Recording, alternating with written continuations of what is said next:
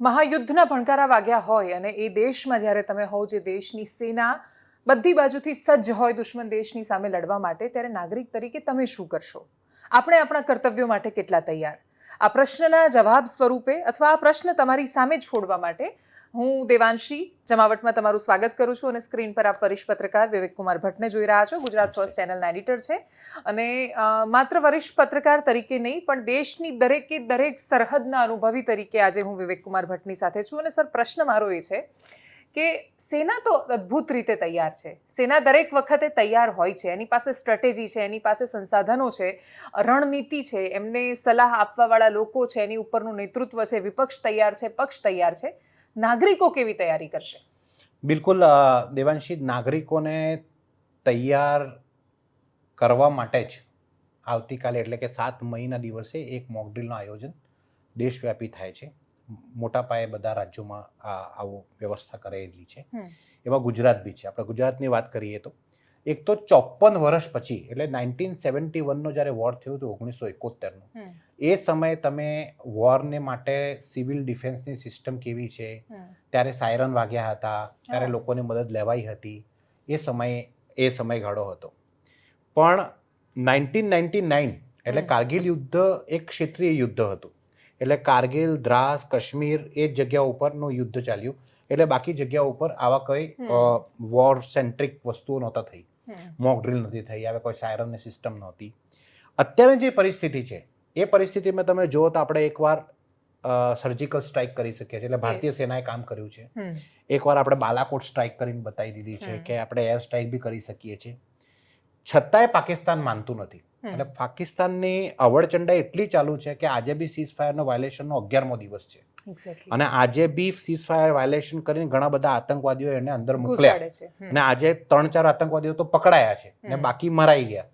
ગઈકાલે જ એક ન્યૂઝ આવી કે જમ્મુના પૂંચ સેક્ટરમાં જે છે એ ભારે તાદાદમાં આઈઈડી ટિફિન બોમ્બ મળ્યા. એટલે પાકિસ્તાનને હવે જો કોઈ એવો સબક શીખવાડવાનો છે જેથી પાકિસ્તાને સમજી જાય કે ભાઈ આ ભારત જોડે પ્રોક્સી વોર ના કરવી જોઈએ, તો એના માટે એ છે કે પાકિસ્તાનને 360 ડિગ્રી ટાર્ગેટ કરવું પડશે. એની તૈયારી આપણે જોઈ છે. આપણે આર્મી તૈયાર, નેવી તૈયાર, એરફોર્સ તૈયાર, બધાના યુદ્ધાભ્યાસ ચાલે છે. લીડરશિપ એટલે સુપ્રીમ લીડરશિપની જો આપણે વાત કરીએ તો પ્રધાનમંત્રીજીએ કહી દીધું છે કે ભાઈ સેના જે કરે એના માટે તૈયાર, પક્ષ વિપક્ષ તૈયાર, દેશ તૈયાર, દેશ સાથે 42 દેશો તૈયાર. અને ખાસ કરીને ગઈકાલે જ યુએનએસસીમાં એમાં બી પાકિસ્તાનને લપડાક પડી છે બરાબરની, અને પહેલગામ અટેકનો ઘોર વિરોધ થયો છે. એટલે આ પહેલી વખત એવો ક્ષણ છે દેવાંશી જેની અંદર ભારત સાથે અમેરિકા બી છે ને રશિયા બી છે, ઇઝરાયલ બી છે ને બ્રિટેન બી છે, ફ્રાન્સ બી છે, યુરોપિયન યુનિયન બી છે અને સાઉદી અરેબિયા બી છે, અફઘાનિસ્તાન બી છે, તાલિબાન બી છે. બધા લોકો આપણા સાથે છે. એટલે ઇટ્સ અ રાઇટ ટાઈમ. આપણે ડિપ્લોમેટિક અટેક કરી લીધા, આપણે સ્ટ્રેટેજિક અટેક કરી લીધા. આમ તો યુદ્ધ ચાલુ થઈ ગયું છે બીજા દિવસથી જ, પણ આ કાઇનેટિક એક્શનની જ્યારે વાત કરીએ જેમાં આપણા લોકો સમજાય છે ખાલી બમ ગોળા થવા જોઈએ, મિસાઇલ જવી જોઈએ, ફ્લાઇટ જવી જોઈએ, ફાઇટર જેટનું એક્શન, નેવીના જવું જોઈએ, એ બધું હવે થવાનું છે. અને એ જે થશે એના કારણે જ લોકોને તૈયારી રાખવા માટે તકેદારીના ભાગરૂપે આ એક મોક ડ્રીલનું આયોજન આવતીકાલે કરાવવાનું છે. હવે એ મોક ડ્રીલ શું કામ જરૂરી છે એ જે તમે સવાલ પૂછ્યો એના માટે કે પબ્લિકને તૈયાર રહેવું પડશે ગમે તે વસ્તુ થાય. અને આ એક સુનહરો મોકો છે, સુવર્ણ તક છે કે જે 1971 એટલે આજે 54 વર્ષ થયા. 54 વર્ષ સુધીના લોકોને તો ખબર જ નથી કે વોર સાયરન શું કહેવાય, એની આવાજ કેવી હોય. તમે આ જ્યારે એડિટ કરો તો બતાવજો આવાજ કેવી હોય. અને એ આવાજ ડિફરન્ટ હોય છે બાકી બધા સાયરનો કરતા.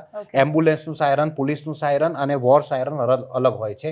એની વેવ્સ હોય છે, બહુ ધીમેથી ચાલુ થાય, બહુ પીક ઉપર જાય પછી પાછું ધીમે થઈ જાય. એટલે અટેક થાય, બહુ પીક ઉપર આવે પછી નીકળી જાય એટલે એ સાયરન ધીમું થઈ જાય. ફરી અટેક આવવાનો તો ફરી એની પીક ઉપર જાય. એ રીતેની આખી વ્યવસ્થા હોય છે. અને આવતીકાલે આ પ્રકારે સાયરન વાગશે બિલકુલ વાગશે. અને એ એવી રીતે વાગશે કે જે બી તમારા પોલીસ સ્ટેશન, ફાયર બ્રિગેડ, તમારે મોટી સરકારી કચેરીઓ, વહીવટી વિભાગની કચેરીઓ, દરેક જગ્યા ઉપર સાયરન રાખશે. અત્યારે છે કે નહીં ખબર નહીં, પણ રાખવા પડશે. મોક ડ્રીલ સાચા અર્થમાં કરવી હોય તો એરપોર્ટ છે, બધા જ વિસ્તારોમાં. અને દરેક રીતે આમાં હવે મોક ડ્રીલ એટલે શું? તો આ એક જ વસ્તુ છે કે 3 વસ્તુઓ થશે. એક તો એ કે જ્યારે વોર જેવી સિચ્યુએશન આવી જાય અને એરિયલ અટેક થવાનો હોય, પહેલી વસ્તુ તો આપણે સમજીએ કે આપણે એરિયલ અટેકના ભાગ બનીશું જો થશે તો. પહેલી વસ્તુ તો એ કે ભારત દેશ ઉપર સંપૂર્ણ આટલો વિશ્વાસ છે મને કે આપણે જે એર ડિફેન્સ ટેકનોલોજી છે ને એ એટલી અદ્યતન છે કે કોઈ મિસાઇલ કે કોઈ ફાઇટર જેટ આપણે ત્યાં સુધી આવે ને એટલા પહેલા જ એને ઉડાડી દેશે. બિલકુલ, આપણી પાસે SL-400 મિસાઇલની બહુ જ સરસ એર ડિફેન્સ સિસ્ટમ છે અને એ એર ડિફેન્સ સિસ્ટમના કારણે આપણે સુરક્ષિત છીએ, પહેલી વાત. પણ છતાંય કેમ જરૂરી બને છે હું તમને કહું છું. પાકિસ્તાન છે ને એ અનપ્રોફેશનલ આર્મી વોરફેરમાં વિશ્વાસ કરે છે, એટલે ત્યાં એમની માનસિકતા બ્રેન વોશ કરીને જિહાદી માનસિકતાથી એ લોકો લડાઈ લડે છે. એટલે આખા વિશ્વમાં પાકિસ્તાન અનપ્રોફેશનલ ડિફેન્સ ફોર્सेस છે એવું મનાય છે. જનરલી શું હોય છે કે અટેક થાય ને તો આપણે સામાન્ય લોકો ઉપર અટેક નહીં કરીએ. જો ભારત પાકિસ્તાન વચ્ચે અટેક થાય તો ભારત કોઈ એવા નિર્દોષ નાગરિકોનો અટેક કરીને ના મારી નાખે, કરાચીની સોસાયટીમાં નહીં જાય, સોસાયટીમાં ના જાય. LOC પર લડશે. પણ આ જે પાકિસ્તાન છે ને એ શું અવળચંડાઈ કરી શકે છે ને કર્યું છે એને ભૂતકાળમાં કે એક આપણે ડિફેન્સથી લડવામાં સક્ષમ નથી એટલે સામાન્ય લોકો ઉપર જઈને અટેક કરે. તો આવી કોઈ પરિસ્થિતિ થાય તો 100 થી બેટા અંધારપટ થઈ જાય, એટલે સંપૂર્ણ બ્લેકઆઉટ થઈ જાય. હવે બ્લેકઆઉટના એ માયના હોય છે કે બ્લેકઆઉટ શું કામ? પહેલી વસ્તુ તો આજના જમાનામાં બહુ એડવાન્સ એરક્રાફ્ટ છે ને ગાઇડેડ મિસાઇલનો જમાનો છે, પણ આ ટ્રેડિશનલ વોરફેર છે કે પહેલા શું હતું કે જ્યારે આવું GPS અને ગાઇડેડ મિસાઇલ સિસ્ટમ નહોતું ત્યારે ફાઇટર જેટના જે પાયલટ્સ છે એ લાઇટ જોઈને પછી અટેક કરતા હતા. એમને અંદાજો આવી જતો કે એક્ઝેક્ટલી આ બોમ્બ ક્યાં પડવાનો છે. તો એ અત્યારે બી આપણે તકેદારીના ભાગરૂપે આપણે ધ્યાન રાખીએ કે અંધારપટ એટલે તમારા ઘરે જનરેટર હોય કે સોલાર સિસ્ટમ હોય તો લાઇટ નહીં લગાવવાની. તમે જો ગાડીમાં જતા હોય તો ગાડીની હેડલાઇટ બંધ કરીને સાઈડમાં ઊભી કરી દેવાની જ્યારે સાયરન વાગે ત્યારે. તો આ એક મોક ડ્રીલનો ભાગ છે. ઘણી વખત શું હોય છે લોકો આ ગ્રીડ તો બંધ કરી દે સરકાર, પણ લોકો પાસે આજે જનરેટર છે, લોકો પાસે મોબાઈલની ટોર્ચ બધું જ છે, એટલે લેઝર લાઇટ છે, ઘણું બધું છે. એવું નહીં કરવું જોઈએ. આ એક વસ્તુનું ધ્યાન રાખવી જોઈએ. બીજી વાત એ કે જો આવી કોઈ વસ્તુ થઈ જાય ને જો અટેક થઈ જ જાય તો તમે શું કરશો? તો તમારે ભૂકંપની મોકડ્રીલ આમાં ઘણો તફાવત છે. ભૂકંપમાં શું કહીએ કે બધા ખાલી કરીને જાહેરમાં આવી જાઓ. આમાં શું કે જાહેરમાં ના આવો, એવા સોલિડ સ્ટ્રક્ચરના નીચે શેલ્ટર લઈ લો. એટલે આ સોલિડ સ્ટ્રક્ચર આપણે કહીએ તો આપણા મોટા મોટા બિલ્ડિંગો છે એના બેઝમેન્ટ, મોટા મોલ છે એના બેઝમેન્ટ, આપણે રોડ ઉપર જતા હોય તો અંડરપાસ આવે તો ત્યાં, મોટા ચારે બાજુથી પેક બ્રિજ હોય તો એના નીચેનું શેલ્ટર આપણે લઈ શકીએ છીએ. આવા શેલ્ટર લેવાની એક ભાગરૂપ છે. હવે શેલ્ટર તમે લઈ લીધું, પણ કદાચ ક્યાંક મિસાઇલ કે બોમ્બ ધડાકો થયો અને આગ લાગી તો એ કેવી રીતે તમે ત્યાંથી લોકોને રેસ્ક્યુ કરવાના છે, રેસ્ક્યુ કરીને સુરક્ષિત સ્થાને ખસેડવાના છે. અને જો એમાં કોઈને હતાહત થઈ હોય તો તાત્કાલિક એને મેડિકલ સારવાર મળી જાય એના માટેની ધ્યાન રાખવાનું છે. આ સિવિલ ડિફેન્સમાં આટલી મેજર વસ્તુઓ છે. આના સાથે સાથે સિવિલ ડિફેન્સ અને આ મોક ડ્રીલમાં અને આવી સિચ્યુએશનમાં એક નાગરિક તરીકે તમારું ફરજ શું હોવું જોઈએ હું મારી ભાષામાં તમને સમજાવું કે તમારા પાસે કોઈ બી સ્કિલ હોય, તમે ડોક્ટર હોય, નર્સ હોય, તમે ફર્સ્ટ એડ આપી શકતા હો, તમે સારા ડ્રાઈવર હોય, તમે સારા કમ્યુનિકેટર હોય, તમે સારા કોર્ડિનેટર હોય, કે પછી તમે સારું ભીડ કંટ્રોલ કરતા આવડવું હોય, તમે કોઈ રાજનીતિક દળ સાથે જોડાયેલા હોય અને તમને ખબર છે કે ભીડને કંટ્રોલ કેવી રીતે કરવાનું છે, તો એ બધી વસ્તુ તમારા પાસે જે બી સ્કિલ છે એ સ્કિલની તમે તૈયારી બતાવો અને પોતાના સોશિયલ મીડિયા પ્રોફાઇલ ઉપર લખો કે તમે શું કરી શકો છો.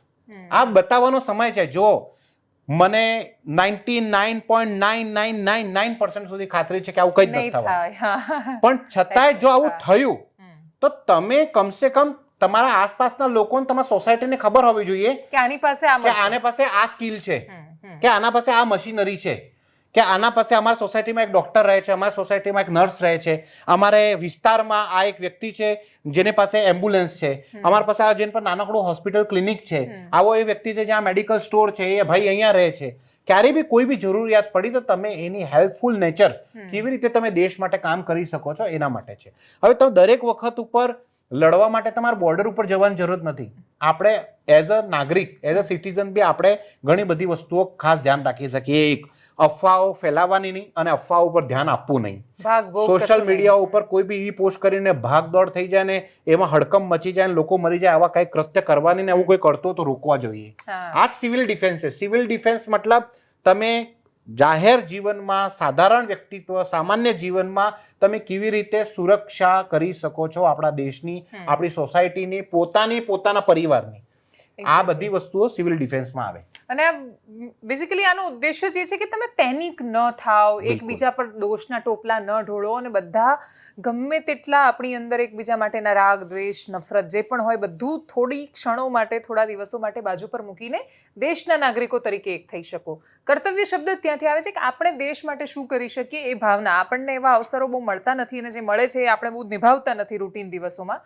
તો જ્યારે એવો સમય આવે કે જ્યારે દેશ એવું કહે છે કે તમારે તૈયાર રહેવાનું છે જો આવી કંઈ સ્થિતિ આવે તો, એ સૌથી મોટો હિસ્સો છે. તમે જેમ કે જમ્મુ કાશ્મીર કે મોટા ભાગના એવા સેક્ટરમાં ગયા છો કે જ્યાં આ પ્રકારની પરિસ્થિતિ બહુ જ રૂટીન હોય છે. બિલકુલ. તો ત્યાંના સિવિલ ડિફેન્સમાં ત્યાંની તૈયારીઓમાં ને અહીંયામાં શું ફરક હોય છે?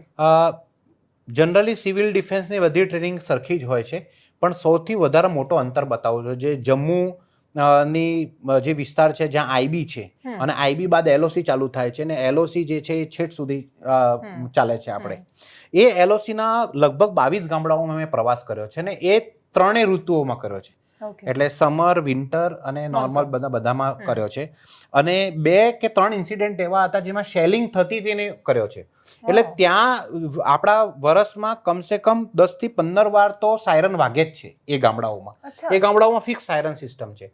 અને એ જે સ્કૂલો હોય તો એ સ્કૂલોના નીચે એક બીજી સ્કૂલ હોય બંકરના નીચે. તો જેવું સાયરન વાગે ને એટલે ત્યાંના છોકરાઓ બી એટલા એક્સપર્ટ છે કે ફટાફટ 2 ગામ લઈને રડતા અંદર જતા રહે. જેમ જાપાન ભૂકંપ માટે તૈયાર છે, સુનામી માટે તૈયાર છે, બિલકુલ એમ આપણે જમ્મુ કાશ્મીરની આખી જનતાને ખબર છે કે કેવી રીતે આનાથી બચવાનું છે. ત્યાં સાયરનનો મહત્વ એ લોકો સમજે છે, ત્યાં સિવિલ ડિફેન્સનું મહત્વ ત્યાં લોકો સમજે છે.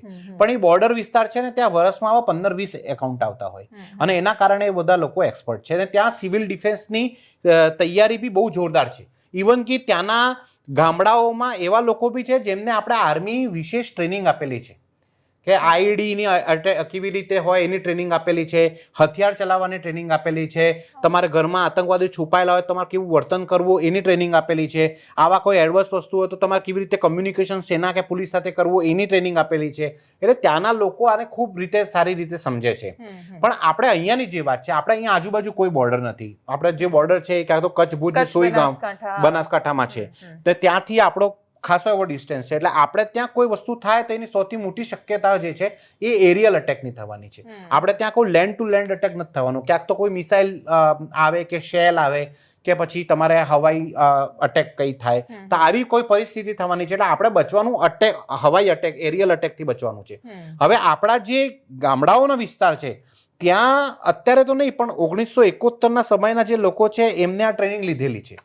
અત્યારે એ ટ્રેનિંગ નથી ચાલતી, બહુ અવયસ છે કેમ કે બધું સિક્યોર છે. આપણે ત્યાં ફેન્સિંગ 100% છે.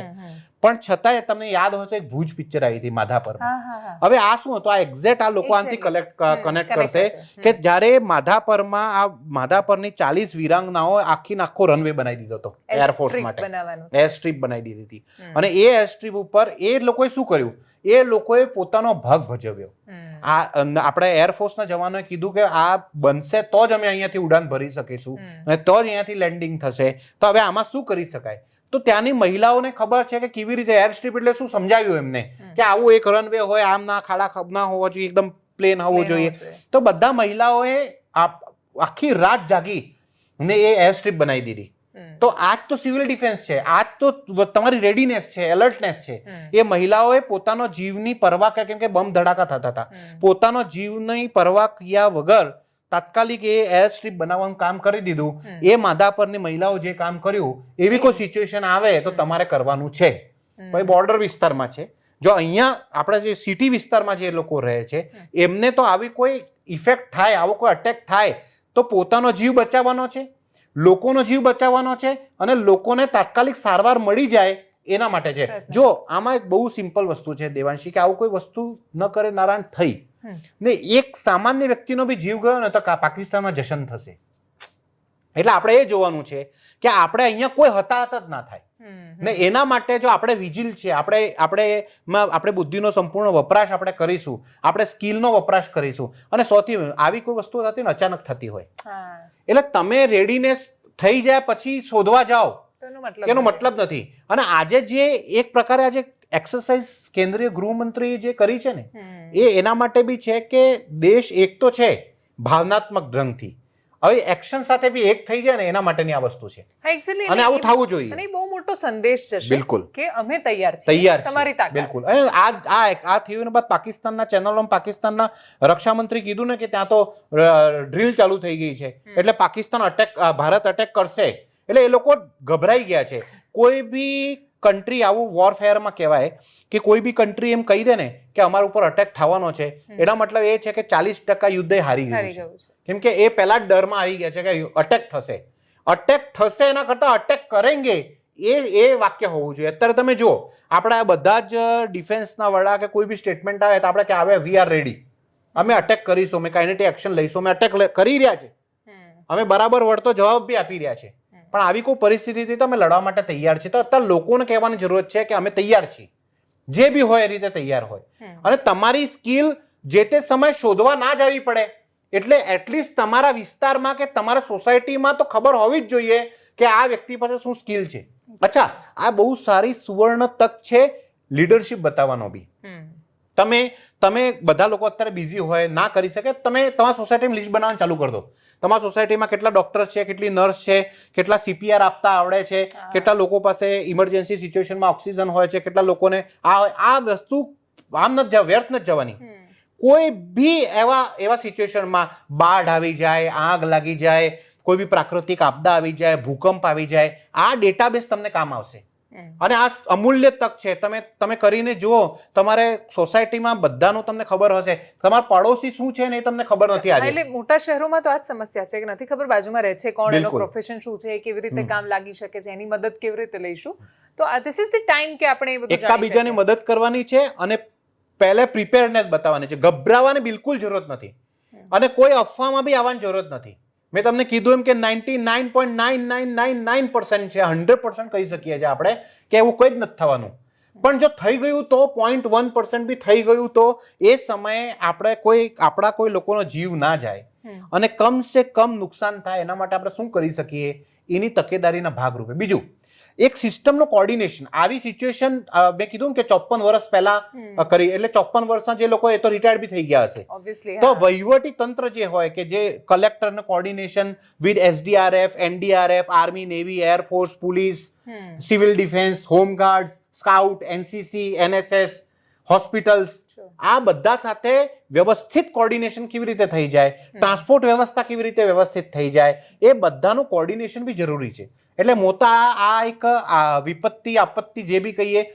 એને એક સુવર્ણ તકના રૂપે જોયું છું કે કમસે કમ ભારત પાસે એક પોતાનો સિવિલ ડિફેન્સ ડેટાબેઝ લોકો પાસે રહેશે તૈયાર રહેશે કે અમે તૈયાર છીએ ગમે તે થઈ જાય હા વાત સાચી કેમ કે આપણે ત્યાં એ ટ્રેનિંગની સિસ્ટમ નથી જાપાન કે ઇઝરાયલમાં ખૂબ નાનપણથી બાળકોને તૈયાર કરવામાં આવે છે એ લોકો તૈયાર જ હોય છે કોઈ પણ સ્થિતિ માટે આપણે એ રીતે તો બહુ સદનસીબ છે કે આપણે એના અનુભવો નથી કરવા પડ્યા બહુ પણ મને એક લાગે છે વર્ષોથી હું કહેતા આવું છું કે મેં જ્યારે ફર્સ્ટ ટાઈમ હું જ્યારે બોર્ડરમાં ગયો હતો ને આજથી 20 વર્ષ પહેલા ત્યારથી હું કહેવા માંગુ છું કે આપણા દેશમાં ફરજિયાત કમસે કમ 6 મહિનાની આર્મી ટ્રેનિંગ દરેક વ્યક્તિને મળવી જોઈએ ફરજિયાત એનું કારણ બિલકુલ કરવું જોઈએ એનું જો વારે ઘડી આપણે યુદ્ધ નથી લડવાના હું બહુ સિમ્પલ વસ્તુ કહું છું આમાં કોઈ ટીકા ટિપ્પણી નથી કરતો પણ કદાચ 3 કે 4 આતંકવાદીઓ હોય ને તમે સામે 2000 ની પબ્લિક હોય અને તો આપણા પાસે જો સ્કિલ હોય તો આપણે ગમે તે વસ્તુ કરી શકીએ છીએ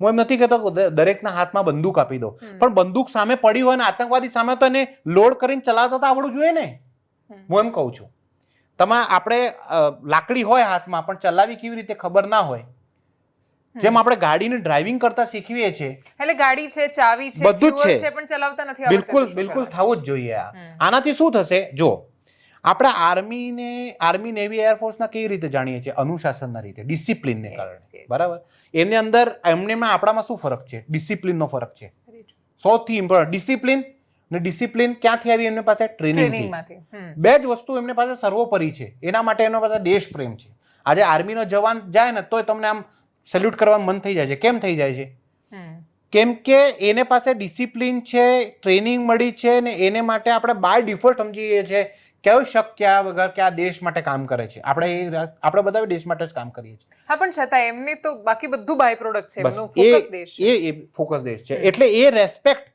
બી તમે ઝીલી શકો છો જો તમારે નાનપણથી જ તમને પાસે એ વસ્તુ હોય કે આજે બહુ આશ્ચર્ય થાય છે કે આપણા જેવા દેશમાં સાયરન બી સમજાવવું પડે છે કે આ અલાર્મિંગ સાયરન શું હોય છે, બ્લેકઆઉટ શું હોય છે, આ બધી વસ્તુઓ, કેમ કે આપણે આવું ક્યારે ફેસ નથી કર્યું. હા, એટલે એક રીતે આપણે ભાગ્યશાળી છીએ, પણ હા આપણે તૈયાર નથી. એ પણ તૈયારી હકીકત તો છે. રાખવી જ જોઈએ દરેક વ્યક્તિને નાનપણથી, પ્રાઇમરી સ્કૂલથી, હાઈસ્કૂલમાં. બીજું આપણે ત્યાં એક સમય એવો હતો, મેં એનસીસી ABC ત્રણે કરી રાખ્યા છે. Okay. એટલે મેં 10મા ધોરણ બાદ જ અમને તો બધા જ વસ્તુ મેં કરી લીધી ને એ જ કારણ છે કે મારો ડિફેન્સ પ્રત્યે લગાવ થયો ને આજે કોઈ બી એવું વેપન મને આપી દો હું ચલાવી શકું છું, કેમ કે બધી જ રેન્જમાં જઈ આવ્યો છું, બધી રેન્જમાં મેં બધા જ વેપન ચલાવ્યા છે. તો કમસે કમ મને એટલું તો ખબર છે કે આવું કોઈ વસ્તુ થશે તો મને વેપન ચલાવતા આવડે છે, હું ઊભો નહીં રહું. અને એક ડિસિપ્લિન આપણને આવડી જાય ને. ડિફેન્સ ફોર્सेस પાસે જો અનુશાસન શીખી ગયા ને તો પોતાનું ભલું તો થઈ જ જવાનું છે, એમાં કોઈ નુકસાન નથી. આ એક એવું કામ છે જેમાં કોઈ નુકસાન નથી. આપણે પેલા પીટી ના લેતા જતા ને લેસન ક્લાસ ના, બીજું ફરજિયાત હતું અને હવે ક્યાં પીટી થાય છે? કશું જ નથી. હવે તો પીટી તો લોકો અલગ સમજી લે છે અહીંયા અત્યારે એજ્યુકેશનમાં. તો એ ફરજિયાત થવું જોઈએ અને પીટી ના લેસનમાં જ તમે આવો કરો ને. અચ્છા, બીજું આપણા જે આર્મી, નેવી, એરફોર્સના એક્સ લોકો જે છે એ લોકોને બી મજા આવશે. અને હું તમને લખીને આપું, એક માણસ તમને આવી કોઈ ટ્રેનિંગ આપવા માટે પૈસા ના માંગે, free of charge. they are ready to help because they are getting pensions and they willing to do આ બધું જ કરવા માટે તૈયાર છે કે હું મારા દેશ માટે, કેમ કે રિટાયર્ડ થવા બાદ એમને મનમાં એક તો થાય જ છે કે હું દેશ માટે શું કરું. જો એમને આપણે એક ડેટાબેઝ બનાવીને એમને કહીએ કે તમે આટલી સ્કૂલોમાં આટલા તમે આપી દો તો આ કોઈ બહુ મોટી વાત નથી. બેસિક તો બધા લોકો સમજી શકે છે. અને બીજી વાત, અહીંયા નથી થવાનું બરાબર છે, પણ ક્યારેક તમે કાશ્મીર ફરવા ગયા ને થયું ત્યારે બી કામ આવશે. આ બી એક મોટી વાત છે. કાશ્મીરમાં નહીં થાય. હા, એટલે આ બધી વસ્તુઓ જો પાકિસ્તાન છે અને આવા તો આપણે અટેક ઘણા જોયા છે અને વર્ષોથી જોયા, એટલે આપણે પાકિસ્તાન ઉપર કોઈ ટ્રસ્ટ ના કરી શકીએ.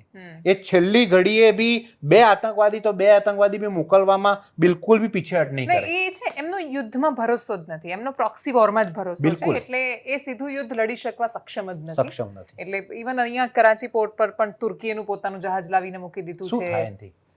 ભાઈ અમે તુર્કીએ મૂકી દીધું, એમ સારું લાગે એમને કે અમે તૈયાર છીએ યુદ્ધ માટે. યુદ્ધ માટે તૈયાર નથી તો તુર્કી જે જહાજ મોકલ્યું છે, ઘણી બધી હું રિપોર્ટ જોઉં છું, એ યુદ્ધપોત ભારતના યુદ્ધપોતોના સામે 1 ઇંચ બી ચાલવા માટે તૈયાર નથી. એ તો બધા ઠીક છે, કાર્ગો શિપ ને બધો ઢગલો બંધી આપી દે, તમારે એનામાં જરૂરત નથી. કોઈ નેવી કોઈ થોડી કરાચીના પોર્ટ ઉપર જઈને બમ ફોડવાની છે. એ તો અહીંયા જામનગરથી મિસાઇલ છોડે તો કરાચી પોર્ટ ઉડી જવાનું છે. એમાં એટલે કહેવાનો મતલબ એ છે કે લોકોને નોલેજ નથી કે આપણી એરફોર્સ કેવી રીતે કામ કરે છે, નેવી કેવી રીતે કામ કરે છે. આપણે આઈએનએસ વિક્રમાદિત્ય છે, આપણા પાસે આઈએનએસ વિક્રાંત છે, એક ત્રીજું બની જ ગયું છે, એની કમિશનિંગ થવાની છે. તો એ શેના માટે છે? એના ઉપરથી હેલિકોપ્ટર, ફાઇટર જેટ, રાફેલ બી ઉડાન ભરી શકે છે. એ તાકાત આપણા પાસે છે. એના માટે આપણે ક્યાં કરાચી જવાની જરૂરત નથી. આપણા જે ફાઇટર જેટ્સ છે, જે રાફેલ છે, એને તો 3370 કિલોમીટરની રફતાર છે. તો એ તો કેટલું પાર કરી જાય. બીજી વાત એ છે કે આપણા બધા ઓછા લોકોને ખબર છે ભારતની તાકાત શું છે ને સમજવી બહુ જરૂરી છે. છોકરાઓને આ જ્ઞાન બી આપવી જરૂરી છે. પ્રશ્ન ભારત બીજી કઈ રીતે ને ડિફેન્સમાં આપણે કેટલા તૈયાર છીએ, આપણી શું વ્યવસ્થાઓ છે, એ પણ સમજવું બહુ જરૂરી છે. બિલકુલ. આર્મી, નેવી, એરફોર્સ આપણે ત્રણેય પાંખો રેડી છે. એના સાથે આંતરિક સુરક્ષા અને પેરામિલિટરી ફોર્सेस એટલે કે CAPF કહેવાય, CRPF, BSF, CISF, એ બધા લોકો આપણે તૈયાર છે. આપણે જે QRTs છે, જે અંદર જઈને એક્શન લઈએ તૈયાર છે. આપણા પાસે પેરા કમાન્ડોસ છે, જે સર્જિકલ સ્ટ્રાઇક કરવામાં ઉસ્તાદ છે. આપણા પાસે ગરુડ કમાન્ડો છે. આપણા પાસે બધા UAVs છે. આપણા પાસે ડ્રોન અટેક કરવાની ક્ષમતા છે. આપણા પાસે આપણું પોતાનું એર ડિફેન્સ સિસ્ટમ છે, SL-400 કહેવાય, રશિયાએ આપેલું છે. એ ડોમ બનાવી દે, તમારે કોઈ બી મિસાઇલ હોય એનાથી આપણે અટેક એ રોકી શકે, હવામાં જ ફોડવાની તાકાત આપણા પાસે છે. આપણા પાસે આપણે ન્યુક્લિયર વેપન બી આપણા પાસે છે. ન્યુક્લિયર વેપન પાકિસ્તાન જેમ વાત નથી કરવી, ચર્ચા જ નથી કરવી, પણ છતાં કહું છું કે આપણા પાસે છે. આપણા પાસે અગ્નિ, બ્રહ્મોસ જેવી, પૃથ્વી જેવી મિસાઇલ છે. આપણા પાસે પોતાના બનાવેલા ટેન્ક્સ છે. આપણા પાસે પોતાનું લાઇટ વેટ એરક્રાફ્ટ છે, તેજસ એ આપણા પાસે છે. આપણા પાસે આ બધી જ વસ્તુઓ છે.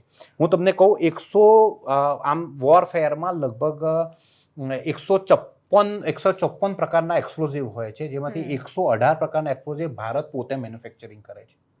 એટલે આપણે કોઈને પાસે લેવા જવાની જરૂરત નથી, આપણે પોતે જ બનાવી શકીએ છીએ. ને એ જ કારણ છે કે છેલ્લા 10 વર્ષમાં તમે જોશો તો આપણો જે ડિફેન્સ એક્સપોર્ટ છે એ 23,000 કરોડ ઉપર જતો રહ્યો છે. અને સૌથી મહત્વની વાત, આપણી પાસે અભિનંદન વર્તમાન જેવા લોકો પણ છે. મને યાદ છે કે જો મેગ 21 से F-16 ઉડાए वो અભિનંદન નામ કહેલાય. એ જ તો વાત કહું છું. મેં તમને જે કીધું કે ભારતની પાસે જે ફોજ છે ને એને પાસે ઇક્વિપમેન્ટ એક નંબર, રિસોર્સિસ એક નંબર, આપણા પાસે લોકેશન્સ એક નંબર, આપણી ખુફિયા એજન્સી એક નંબર, બધું જ એક નંબર છે. પણ એના સાથે બી એક નંબર છે એ આપણા દેશના જવાનો છે.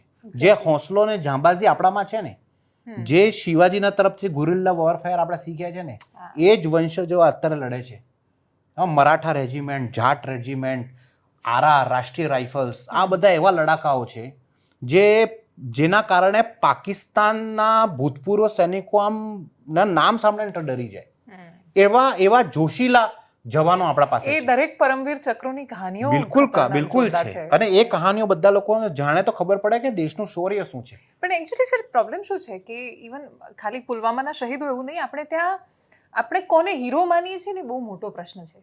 અભિનંદન વર્તમાન કદાચ અડધા લોકોને યાદ હશે, એના સિવાય પુલવામાના શહીદો વિશે કોઈને ઓલમોસ્ટ નહીં ખબર હોય. અને આપણા પરમવીર ચક્રો કે એમની જે કહાનીઓ છે એ આપણે ભૂલાવી દીધી. એ આપણું દુર્ભાગ્ય છે. પણ ક્યારે હવે આપણે દેશના લોકોને સમજવું પડશે એવી બધી જ વસ્તુ આપણા પાસે છે. હું એમ કહું છું કે આજે વર્ષો પહેલા અમે નાના હતા ત્યારે પરમવીર ચક્ર સિરીઝ દૂરદર્શન ઉપર જોતા હતા. અને મને યાદ છે કે અમારા ગામનું એક બી છોકરો એવું નહોતું, 2 કે 3 જ ટીવીઓ હતી આખા ગામમાં, તો અમે આમ વિન્ડોમાંથી જોઈ લેતા હતા. એવું કન્ટેન્ટ કેમ નથી બનતું? કેમ કે લોકો હવે એ જોવા નથી માંગતા. લોકોને જોવું પડશે, લોકોને સાથ સહકાર આપવો તો કોઈ માણસ પ્રોડ્યુસર કરીને બધું વસ્તુ કરશે, હિંમત કરશે. સર્જિકલ સ્ટ્રાઇકની જો તમે એક વસ્તુ તમે જાણો ને તો તમારા રૂવાડા ઊભા થઈ જાય. બાલાકોટ સ્ટ્રાઇકની એક વસ્તુ તમે જો તો રૂવાડા ઊભા થઈ જાય. લોકો આપણે અહીંયા શહીદ થઈ જાય, એના શહાદત મનાઈએ, બધી વસ્તુ થઈ જાય, પછી આપણે ભૂલી જઈએ છીએ. આ સૌથી મોટું દુઃખદ છે. તમને યાદ હશે, તમે તો વર્ષોથી મને જાણો છો, હું લગભગ 20 વર્ષથી એક અભિયાન ચલાવું છું, લવ, રેસ્પેક્ટ એન્ડ સેલ્યુટ. આ એટલે કરું છું કે તમે અહીંયાથી ચાલુ કરો કે તમને ક્યાં બી દેશનો જવાન વર્દીવાળો મળી જાય, તમે એને સેલ્યુટ કરો, તમે જઈને મળો એને, તમે રેલવે સ્ટેશન ઉપર એમને વધાવવા જાઓ, એમને મૂકવા જાઓ, અહીંયાથી ચાલુ કરવું પડશે. અને આ બધું સ્કૂલ કોલેજોમાં એજ્યુકેશનનો પાર્ટ બને તો જ એ દેશ પ્રેમ ઇઝરાયલ જેવું જાગૃત થાય. તો જ આપણા દેશમાં કોઈની હિંમત નથી. અત્યારે થોડા દિવસ પહેલા એક વિડીયો જોયો કે પેલો એક માણસ આમ તિરંગો તોડીને નીચે ફેંકી દે છે. હવે તિરંગા માટે તો કેટલા લોકો પોતાનું બલિદાન આપી દે છે. અને અહીંયા નાનકડા ગામડામાં એક માણસ આવીને 2 જાતિઓની લડાઈમાં તિરંગો તોડીને ફેંકી દે છે. તો આ વસ્તુ ના થાય. એને ખબર હોય છે કે ના, પહેલા તિરંગો છે ને તો સાવચેત થઈ જાઓ. દેશ આપણને જે આઝાદી મળી છે ને, એ આઝાદીની કિંમત આપણે સમજવી પડશે. આ આઝાદી આપણે વગર લડે મળી ગઈ છે. બધું જ ફ્રી હેન્ડ આપણે ફરી રહ્યા છે. આવું ના હોય. તમે એકવાર બીજી જગ્યાએ જઈને જો, તમને ખબર પડે કે કેવી પરિસ્થિતિમાં પોતાના દેશમાં જીવાય. અને આ આપણા આ મૂળભૂત સિદ્ધાંતો છે. મને એવું લાગે છે કે આપણે જે બેસિક સ્ટડીઝ કરાવીએ છીએ એની અંદર આ રાષ્ટ્રપ્રેમ, દેશ પ્રેમ, આ બી વસ્તુઓ બધી શીખવાડવાની જરૂર છે. એકચ્યુઅલી આ પોલિટિકલ પ્રોપોગન્ડા બની ગયો છે કે રાષ્ટ્રપ્રેમ, રાષ્ટ્રહિત, આ બધી વાતો આપણે કરીએ ને એટલે લોકો એમ જ કહેવા માંગે છે. હું તમને બહુ ટાઈમ છે, 5 જ મિનિટમાં તમને કહું, આપણી ઇન્ડસ્ટ્રીની વાત કરવા માંગુ છું. 2 કે 3 દિવસ અલ જઝીરા એક ચેનલ છે ને, અલ જઝીરા આપણે બધા જ જાણીએ છીએ કે ઇટ્સ એન્ટી ઇન્ડિયા ચેનલ. કેમ કે એને જોવાની પદ્ધતિ જ અલગ છે, અલગ બાજુથી જ જુએ.